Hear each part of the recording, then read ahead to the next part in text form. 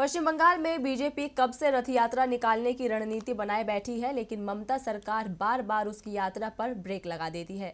रथ यात्रा को कलकत्ता हाईकोर्ट की सिंगल बेंच से मिली मंजूरी के बाद ममता सरकार ने डिवीजन बेंच का दरवाजा खटखटाया था, जहां से उसे बड़ी राहत मिली है। कोर्ट ने फिर से रथ यात्रा पर ब्रेक लगा दिया है।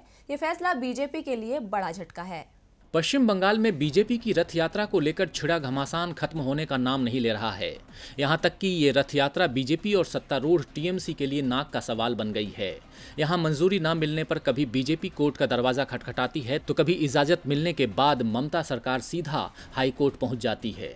जी हां, बीजेपी की रथ यात्रा को मंजूरी मिलने के बाद टीएमसी डिवीजन बेंच पहुंची थी, जहां उसे बड़ी राहत मिली है।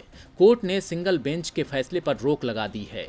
दरअसल कल सिंगल बेंच ने बीजेपी की याचिका पर सुनवाई करते हुए पश्चिम बंगाल सरकार को कड़ी फटकार लगाई थी। कोर्ट ने पूछा था कि सरकार ने इस मामले पर बीजेपी के प्रार्थना पत्र का जवाब क्यों नहीं दिया। इस सवाल के साथ ही कोर्ट ने 23, 26 और 27 दिसंबर को रथ यात्रा की इजाजत दे दी थी। सिंगल बेंच के इसी फैसले को चुनौती देते हुए ममता सरकार ने डिवीजन बेंच का रुख किया। सरकार ने कहा कि इस यात्रा से सूबे में हालात खराब हो सकते हैं, इसीलिए इस पर रोक लगाई जानी चाहिए। वहीं इस याचिका पर सुनवाई करते हुए कोर्ट ने कहा कि 36 खुफिया रिपोर्ट पर विचार करने के बाद ही यात्रा के बारे में सोचा जाएगा।